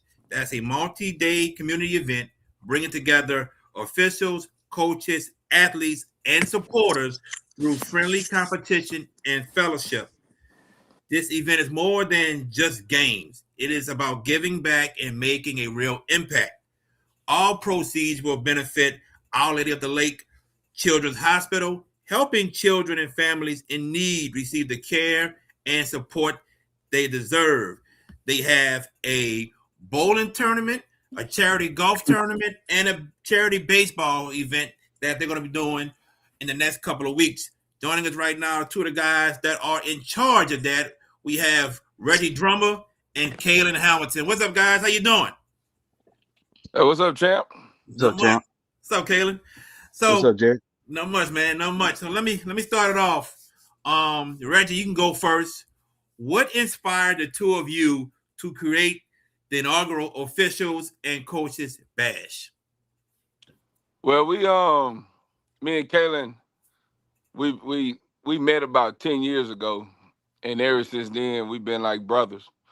And I'm always trying to think of ways to get officials to do things in the community. You know, we get beat up so much on the field, and it's like the calls you make on the field might not always be the right call, but the calls we make in the community to help will always be the right call. And I believe in God. I pray a lot, and man, it's just some of the things we have accomplished without the help of anybody, have just been amazing. You know, about 6 years ago, we did Battle of the Blue. We got the umpires to play the local law enforcement in softball, and that was just an outstanding experience because you know, you never could say what you want to say to cops, but that day on the field, it was trash talking like you would never believe. And we didn't have no kind of security checkpoint waiting on us when we left. So we just came together for a good cause, man. And we've been doing tournaments for autism, golf tournaments for autism. And I just got with Kaylin. I said, look, man, I got this idea. I got with the Children's Hospital in Baton Rouge, and they was on board. And I was just sharing ideas with Kaylin. And Kaylin just pretty much, he brings it all together, you know. And I'm just thankful for his help. Definitely. Kaylin, let me ask you this. Your opinion, why is it important to bring officials, coaches, athletes, and fans together in these three events that y'all gonna be throwing in the official coaches and officials bash? To me, well, before I start, I appreciate you guys for having us. Thank you both. Definitely. For me and Reggie, it's a missing dialogue. You know, it's a missing concept between coaches and officials. Like Reggie said, most calls probably don't go exactly the way they want it, or it's 50-50. If we say safe is good for one team, but it's bad for the other team. So with this event, what we're trying to do is just bridge that gap to make sure we can have an open dialogue and have fun and create an environment to where we can speak, we can talk, and most of all we can listen. And then once that happens, man, the world can open up so much better. Coming from a official's perspective, some coaches may not know all the rules, and granted, some officials don't know all the rules. So these things right here, and we listen to you guys talk about all sports, football, basketball, baseball, and you just had coaches, ex players on your show, and you had an ex player first, and now as a coach, and it's two totally different worlds. Me and Reggie together, we played it, and now we're umpiring it and officiating the game. So, like I said, we bridge that gap just to make everybody on one accord. Definitely. Kaylin, I'm gonna come back to you. What does it mean to know that this event will directly help children and their families? Well, when we first started, man, we did we did a Build-A-Bear Foundation. We did a softball charity event, and it was more of a community thing. When we first started, I want to say we had some things going on in the city of Baton Rouge that we didn't like. It was total chaos. It was police versus streets versus police. It was losing the fact of with the kids. It was all about the kids. As I was growing up, our parents push things to the side. It was about the kids. So what we doing and trying to help with the kids of our children's hospital to bring more of the community back into it. And what better way to do it with sports? And we did, like I said, we did softball.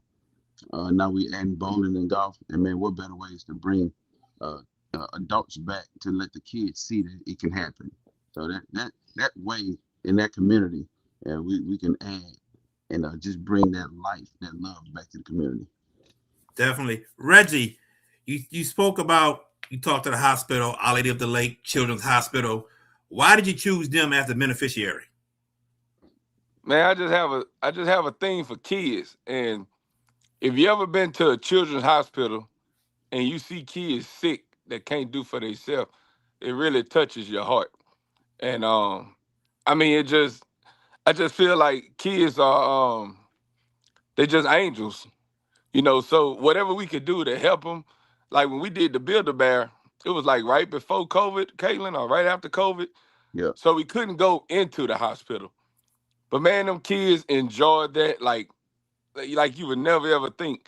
So it's like if you could bring a smile to a child's face that's going through something like battling cancer, no matter what it is, they in the hospital.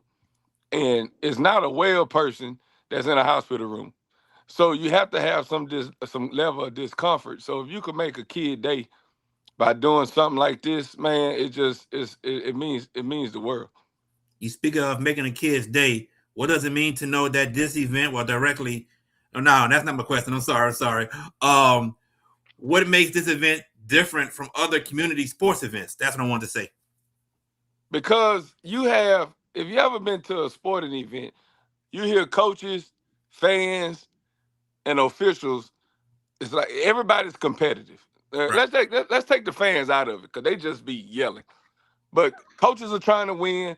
They're trying to keep their job. The officials are trying to do a great job, and they're trying to keep their job. So everybody's competing. But now we come together just to have fun, let it all hang out, um, and it's for a great cause. So you bringing the officials together, the coaches together. It's gonna be bragging rights on both ends.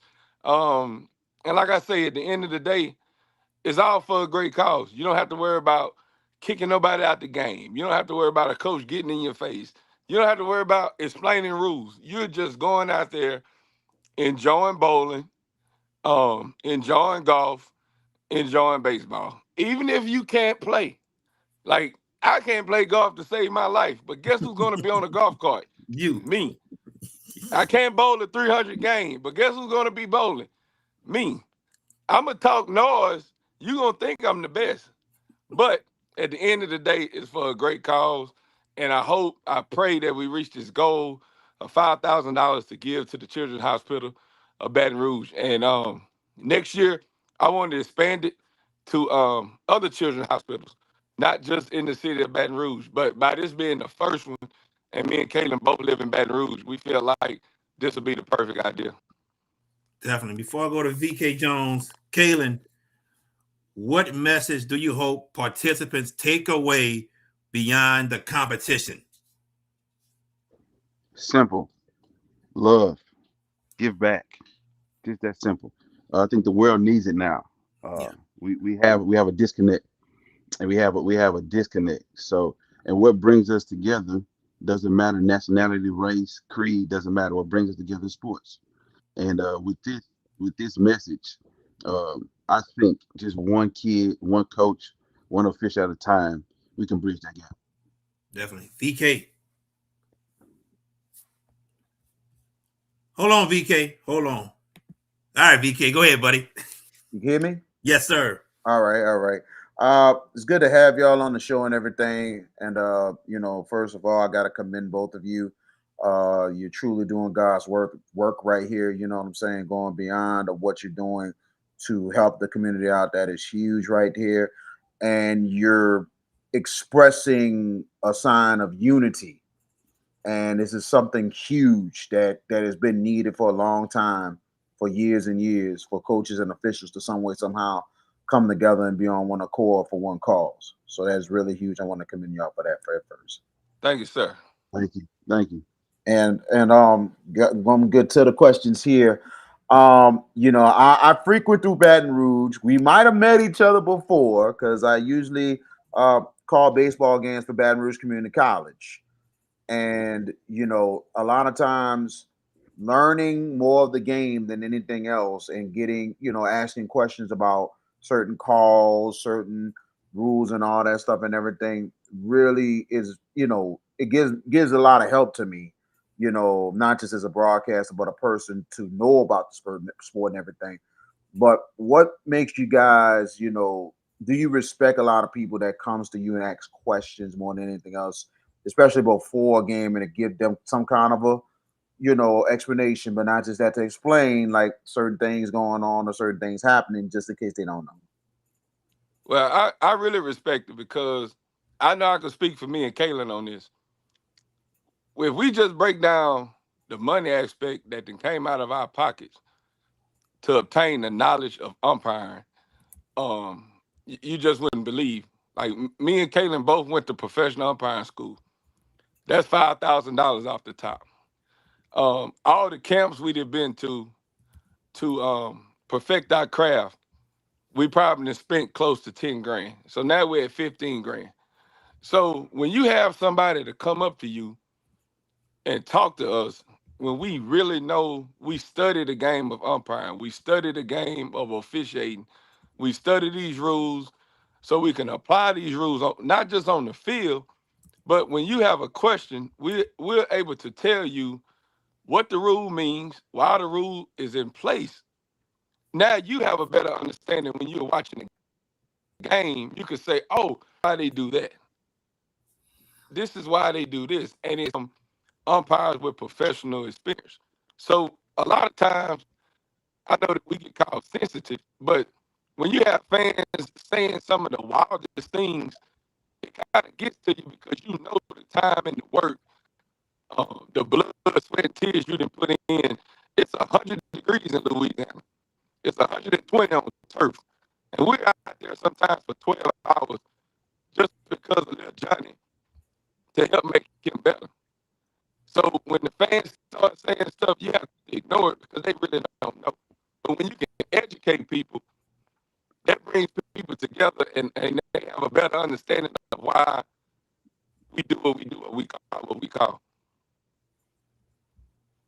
Understandable, and I tell you, I also I coach some basketball a little bit last year, and I'm coaching AAU in the summertime, and a lot of times I do all I can to just talk with the officials before the game, and not just that, I also try to be like, look, what happened there or whatever, and just get clarity. You know what I'm saying? And it makes me feel much better. I don't like to argue at all. I just want to just be like, hey, what's the explanation? What's this? Okay, cool.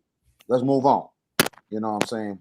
But it's very appreciative because a lot of times, sometimes we need to know get at least some clarity on what happened or what could Right. happen and what's the rule. Because I had a situation um, over at Delgado. I think they played Joe Sherman. Nunez Community College. Huh? Yeah, old Joe Yeah. Sherman. They played against Joe Sherman. You right? It was against Nunez Community College, and it was a collision. And it was more of it was the guy kind of put his shoulder into it and he was injected. So I didn't even know about the rule like talking about it, but I talked to the one of the head umpires the next day when they were playing again, and he explained to me, and he was like, "Well, in all levels now, you can't be dipping your shoulder. Now, if there's a incident and it's just a regular collision is an incident, nobody's going to get ejected. But if it's purposely by force, you're gone." And it was Right. like, This is contact. Yeah. yeah, this Yeah. contact. Because he said that in NCAA, it'll be about probably you get like a 3-game, 4-game suspension. Might be different with NJCAA. So the dude was out at least 2 games. So I was like, when I heard that, I said, I knew it was something. I didn't know it's like it's all levels now. So, but it's good to have the knowledge from But y'all. Y'all doing a great job with it. I can tell you a funny story about collision with me and Kaylin. It may have been our first year or second year umpiring. We had a junior college game. Yeah. We had 2 players collide, and me and Kaylin both know that this got to be something. Well, me and Kaylin was scratching our head, and the coach was scratching his head because the coach was like, "Well, I don't know what this can be, but that don't look right." So all 3 of us trying to figure out, well, damn, what rule is this? And just so happened the next year when we go to camp, we had the exact same play, and the instructors broke it down for us, like how you handle this, how you do this, and this was before we went to umpiring school. So sometimes you are put in a position where you get nervous, but now the coach trying to figure out what's going on. So all the time it's like, well, what we do here, God help us out. God helped us because that coach didn't know, and then it's just the way that we can speak, and that's what got us out of it. That coach had no clue. Oh, he had no clue. Neither did us, and we didn't let him know. Very much so, very much so. But I've been calling junior college games for the last 4 years with Nunez Community College and also Baton Rouge Community College. So I'm So out you of you sit up in the bleachers behind home plate at BRCC. yes, sir. That's me. That's me. Right, Okay, right. well, I'm the guy that get the umpires for BRCC. Okay, So okay, I done okay. seen you. I done seen you a lot. Yeah, we might have talked before and everything. Mm-hmm. Yeah, so yeah, absolutely. So it's me, and I've been doing that for 4 years, man. I think you guys do the best that y'all can. Y'all do a good job, man. I got to give y'all that. Appreciate it. And it's amazing when you see, men of color who of all ethnicities now that are really, really working as umpires now, and it's really amazing how the game has really changed. Right. Yep. So gotta ask you guys this. You had a moment this year in the umpiring game, and JB, stay with me on this. I don't know if I told you this before, but one game this year in junior college, they had a female that broke through and called her first game. A female umpire called her first game in Baton Rouge, and how things went with that.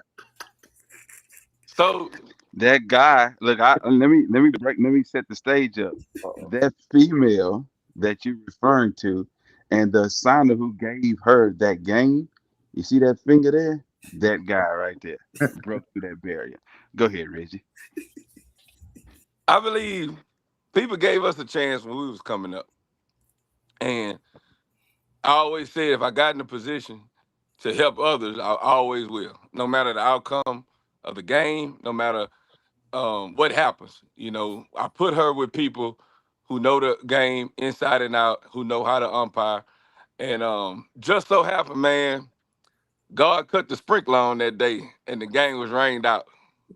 So Oh, she never touched the field. So hopefully we keep it on the hush, and in 2027 she will have her chance at umpiring college baseball. Mhm. I wish her well on that one. I wish Yeah. I wish her well And we'll on that. definitely let you know, and probably have her come on the show or something, and go from there. Absolutely, absolutely. The Hash It Out Show is the type of show that we tell the story. We love to tell the story. We would love to have her on talk about her journey. Yep. Let's talk a little bit about now. I know the last couple of years it's been a shortage in officiating and everything. I wanted to ask you how things are going because it seemed like a lot more younger people and even women are joining the officiating around Louisiana and all sports. How is the progress going, and how things are starting to get better? And is the shortage over, or are we close? Shortage is real. Um, it's tough. Uh, it's tough to recruit. It's tough to recruit with minimum pay. So with those things that's connected together, it's hard. So you got a abundance of seasoned guys who's should be about time to give it up. So that group doesn't match the group that's coming in, and that's where you fall short. And in the middle of it is the lack of pay. And we won't even get into the the skeptical of the fans, the coaches, how they can deter officials or young men or women to become an official in all sports. So what we do, or what me and Reggie do on a year-to-year basis, we hold free camps. We try to get guys in. We try to teach them. We give them knowledge that was given to us, free or paid, either way. But from our perspective, we give it. We trying to give back to our community, regardless of Baton Rouge, New Orleans, Slidell, Lafayette, other states. We go everywhere to do this, to try to get more involved. I think our pinpoint now is to get those high school athletes that probably can't make it to the next level, or to get those college guys that's an intern that may be on a practice squad that can't quite make the team, to see if we could give them another avenue to stay in the game and probably make some decent change eventually. Now it does, when you start, it does suck. You probably pay, you get pennies to the dollar. You do have to be in the Louisiana heat. Like Reggie said, it's 98, but on turf it's 148. On top of that, your girlfriend mad at you, your kid's not doing right, and your car broke down, and you finally make it to the field, and now you got coach here and coach there, both in 2 years, and the game probably has nothing to do with it. It's just everything on the outside. And then that's when you get into those confrontations. That's when you get into those back and forth. So that's what we're trying to eliminate. So what we're doing now is, and how to recruit is trying to give back for minimum cost, but the quality of what we're giving is priceless. So that's our motto, and that's how we're gonna try to bridge that gap. But I can tell you right now, man, I don't know what you two guys are doing, but we need to recruit you guys. Y'all need to come and officiate something. I don't care what sport. It can be badminton. We need it. We need it. Hey, come officiate the baseball game August 8th. There you August go. 8th. August 8th. There you VK, go. you can do it. I just had knee surgery, so I can't do nothing yet. But VK can go. Hey, I JB, don't know. It can you depends do on the this? time. You can do this. Oh, I can do that. Oh yeah. That's You, all you need. Yeah. you've been on it. And Absolutely. I would say this, and I'm proud to say this. When me and Kaylin started, man, we probably had a very minimum of knowledge coming from other people because people don't want you to learn too much and you get in their games. But since we have started, we have had over probably 6 or 7 people go to professional umpiring school, obtain jobs in professional baseball in minor league, and doing well. And they come back and work our camps. So it's like a 360. We get these guys say, hey, look, we think you got what it takes to pursue a career in professional baseball. And they go get hired and they come back and give to the guys that's coming up in Baton Rouge at our umpiring camps every year. And the relationships me and Kaylin have um, formed over the years has just been priceless because you could check both our resumes, and our resumes are at the top, probably in the state of Louisiana. So it's like when you give back, man, God gonna bless you 10 times more. And we both, give from the heart. And it's so many times I call Kaylin. I say, Kaylin, I need this, I need that. And he like, man, Reggie, what you need now? And he give it to me, and we blessing these kids, we blessing these families that may not have, but their kids are able to go out with the best and go on the field and compete with other guys that's on their level.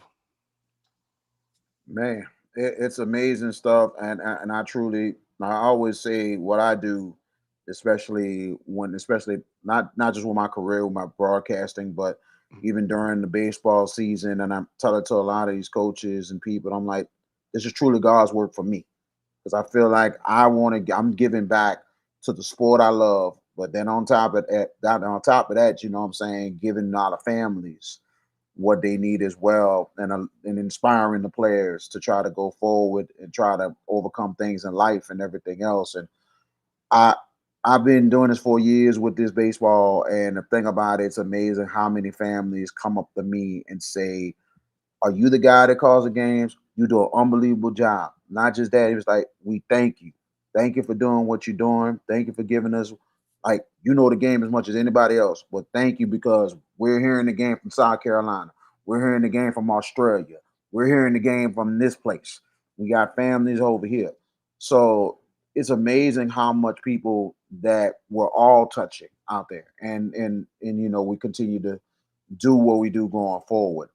One question I want to ask you guys: how a lot of times, like you mentioned, the balance can be really, really tough as an official more than anything else.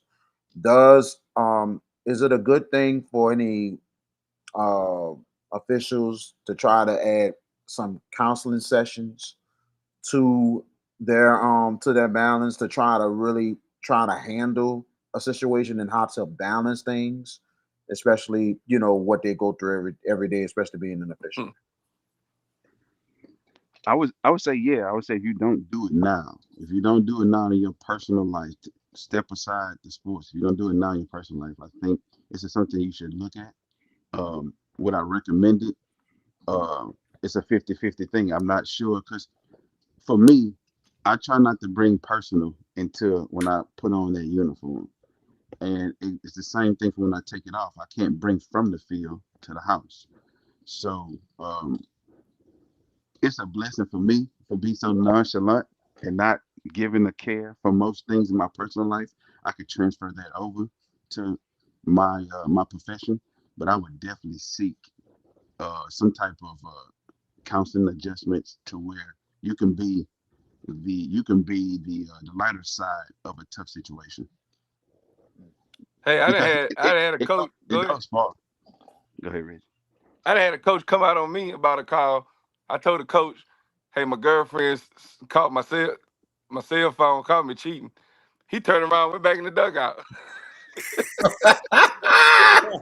Wow. I said, "Hey, coach, my bad. I'm going through something right now. I'm a lock in." He turned around, went back in the dugout.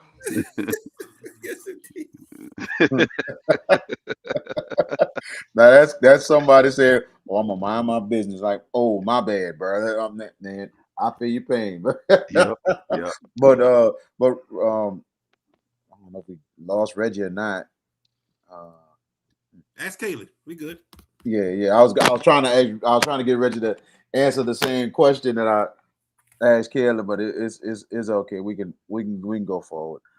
Last And I'm pretty question. sure he's coming back. Yeah, he's coming back. Okay, he's coming back.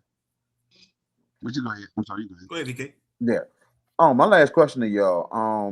This is a first year for this coaches versus officials bash and everything else. And I think it's gonna be a clear success, especially the way y'all pushing this thing out and everything. You're expecting some big things out this event and everything. So what are your thoughts on the future of this officials versus coaches bash? Do you hope this thing can be an annual thing every year, a brand new type of celebration and tradition throughout the state of Louisiana before we even get to the sports season?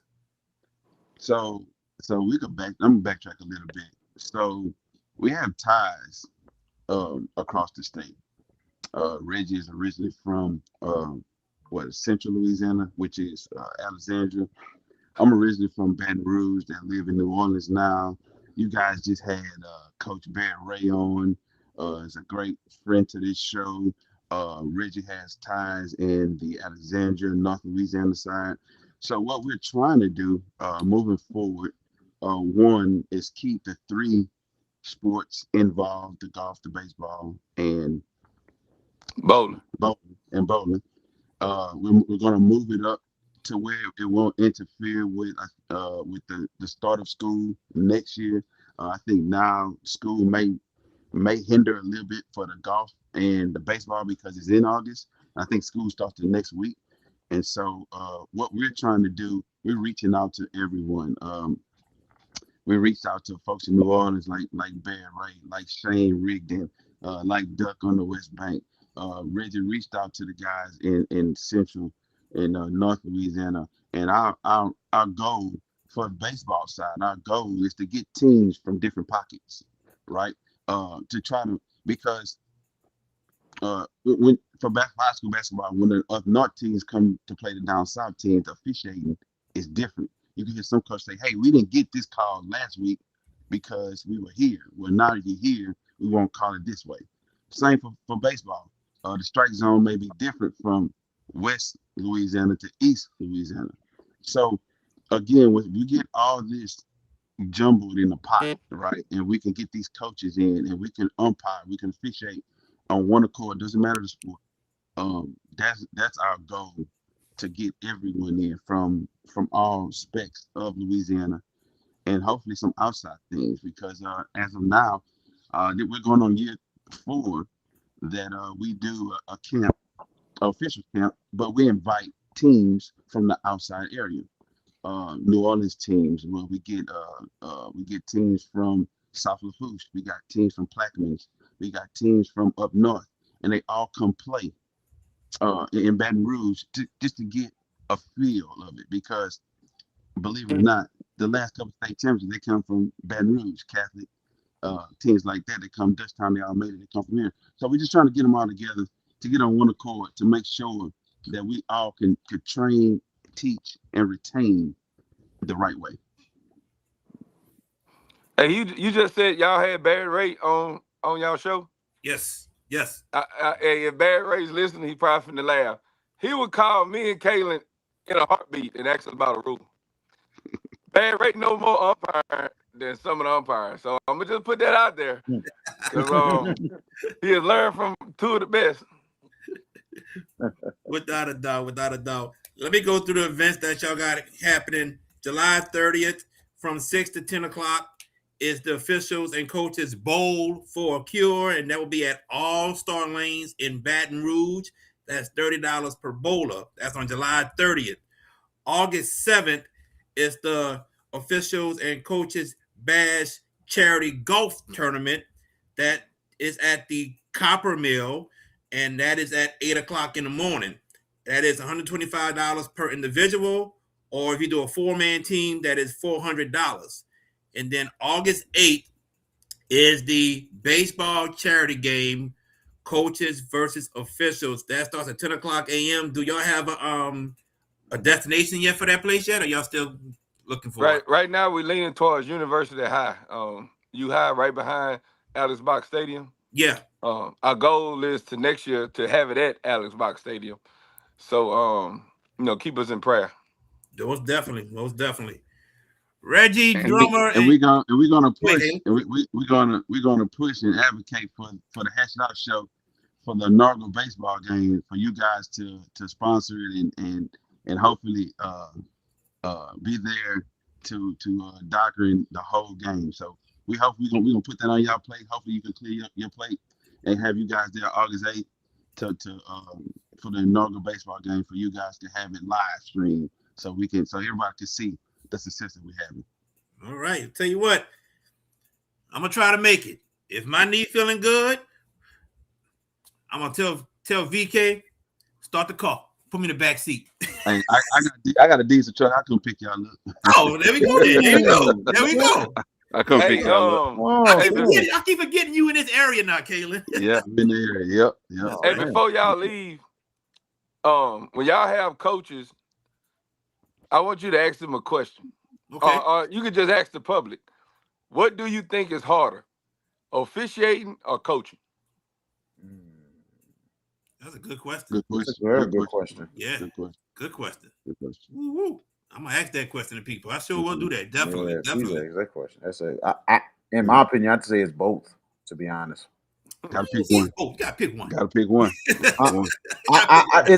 It's sometimes certain things it's hard to pick one because you see the either or, especially the work you put in and everything else. Like the officiating is really tough. Coaching is tough as well because sometimes in this generation and some of these kids, it's hard to try to sell because some you're gonna have to really, really go deep in the mind to reach them because some, it's crazy, bro. You know what I'm saying? You wondering like, are you here? Are you not here? So that's one of those situations. That's what makes coaching tough as well. Tonight, I gotta answer. Tonight we need you to pick one. Would you rather be an official or a coach? You got to pick one. This ain't drink champs. We can't take a drink. You got to pick one. You want me to pick one? Pick one. I'm gonna pick one, bro. I'm gonna say officiating. Nah, I'm gonna say this. I'm gonna say officiating. I'm gonna say this. So I've coached and I've done some basketball officiating for a guy who does a nonprofit organization. I've ref his league for 3 years, and I'm gonna say this: when you officiating, man, you gotta see things on the spot to make a call, and you don't catch everything. When it comes to me coaching, I can coach and see this better, and I can write down notes and know what I can do for next time. So for me, it's officiating. I can definitely say officiating as well because there's a thing called human side, and sometimes they're not gonna catch everything because there are some calls that are tough, meaning that it looks right or it might not look right, but when you look at it, it's just like, ooh, this close. It can go either way. So sometimes you see a lot of calls like that. Well, we didn't have coaches and players get mad off a replay, and that's video. So you never gonna everybody be happy. That's a fact, man. I know somebody got into it with me. A fan. He was rah, rah, rah, rah, me. Rah, rah, rah. I'm going back at him. I'm the referee. I ain't supposed to do that, right? Yeah, right. Wow. Oh man. Well, look, man. Reggie and Kayla, man, thank y'all so much for joining us, man. And I wish y'all nothing but the best with this. Like I said, Kaylin, August 8th, you willing to drive up there and come pick me up? Stretch me out in that back seat because I can't bend my leg. It just had that knee surgery. I can't bend it at all. It got me locked up. I got you. Definitely. Reggie and Kaylin, man, thank y'all so much, man. We appreciate it. Thank y'all. Appreciate it, champ. Yeah, Appreciate sure. you. Thank you. Kaylin Hamilton and Reggie Drummer. Hey, what a show, VK. What a show today, man. We got two foundations we talked about. Inaugural officials and coaches badge, and then Brian Randolph's Reaching for the Stars Foundation. So, man, gotta love it, man. You know, the job that they're doing. Before we go, your thoughts on the inaugural officials and coaches badge we just talked about with Reggie Drummer and Kaylin Hamilton. It's good to have those gentlemen on the show tonight. And I really had to just ask questions, besides the charity that they're putting on and stuff like that, because it was a good back and forth one-on-one and to talk and get some clarity about officiating all around, especially on the baseball field too. Yeah. So we got some good knowledge tonight from them guys, and they opened up, and hopefully we'll open up and have more officials on our show just to discuss certain things, because it's good. I got a referee, a football referee for high school that wants to come on, and we're gonna get him on.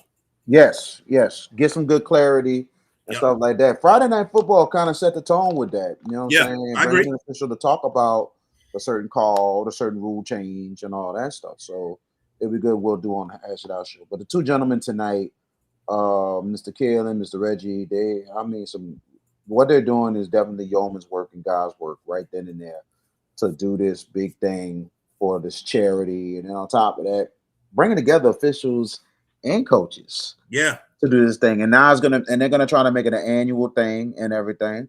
And I think that's gonna be really, really fun. And and they're inviting us to actually come there and stream. So I'm like this: if we doing this, JB, and even the guy go offer us a ride. So just let me know, and if I gotta clear my schedule, I'll make sure I clear my schedule, and we'll go make it happen.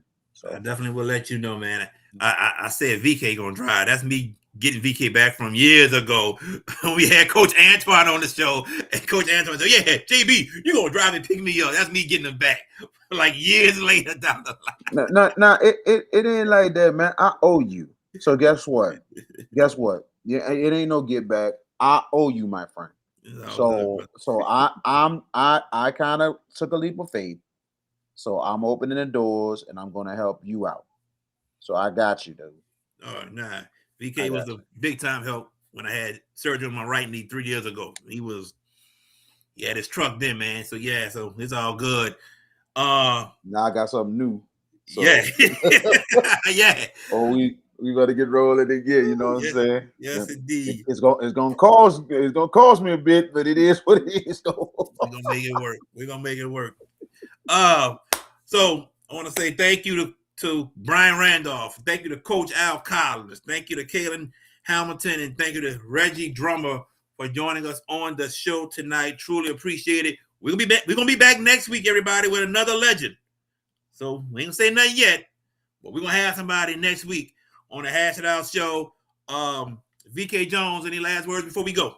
Oh man, very good show tonight, man. I mean, and I think Coach Al Collins and also Brian Randolph was very excited to being on the show, and everything. I really appreciate us telling the story of the 20th anniversary of this team, and hopefully, and like I said, I will talk with Mr. Davis, and hopefully they can try and do something. You know what I'm saying? Definitely something big, especially the football. So I think Eric got about a lot of home games this year, I think. So actually, we got to ask Mr. Davis about one more game that they have. I'll tell you when we get off. Off there. Yes, please do. So y'all get a little sneak peek of us having John Ehret as on one of the Hash It Out show games of the week. So yeah, but go ahead. I'm sorry. We cannot wait to give you the announcement soon. We booked a couple games. We still got some to go, and we got a big announcement for you, and that's going to be in a couple weeks. So we'll have that for you, and we're close to having practice field tours. So we're going to be in the works on that as well. And as you notice, I don't hear any noise. It's a quiet house. It's a quiet house until Saturday. Until Saturday night. So it is a quiet house. I'm enjoying this week. The trip in Pensacola was not that bad. It was an interesting experience, despite we had 3 injured players, but the 3 injured players are doing okay. And at the same time, we won some, but we lost some as well. But at the same time, I think it was a good experience that can go into next year, that we might do another out of town tournament next year. So there you go. Good. but at the same time, man, we still got a couple more tournaments to go in the summer. Big shout out to the New Orleans Pelicans Elite and Coach Pat Houston, the president of the organization. Appreciate everything you do for me and for those kids, man. That we do what we can to help these kids, and it's about the development. It's not about just winning. The most important thing is about the development of these future basketball players, for not playing it, not just being on the next level of playing, but preparing them for life. Yes, most definitely. We thank y'all for tuning in. Like I said, we're back next week. Thank y'all for tuning in. And man, football is around the corner. Yes, indeed. Edna Carr and St. Augustine are ranked in the top 100 teams of Max Preps. And then you got the college football 27 already. It's out and everything, man. Look, it's a couple more weeks, bro. I'm telling you. And I even seen I think it's WFAB and John Eads and stuff, the previews they've been putting out, bro. Dog, we getting close. Even Friday Night Football putting out, we getting close. Garland Gillen too for Garland Gillen. Dude, I ran into Doug Mouton today. So yes, indeed. He said, man, good to see you, man. We getting close to football season, BK. I said, yes, it is. We getting close, bro. Really so close, it's like, we're gonna see you on the field. I said, you know that. So definitely. So man, it's almost time, bro. And I'm telling you, Hash It Out show is gonna be bigger and better than ever coming to the football season. We still got some kinks to work out, and we're close, and we're gonna give it to you, dog. Big announcements coming up. That's right. That's right. So for VK Jones, I'm JB the Sports Guy. We'll be back next week. Y'all take care.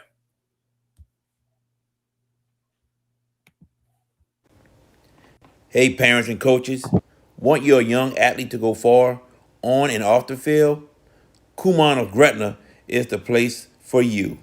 Whether it's reading plays or calculating scores, early literacy and math skills teach focus, discipline, and decision making.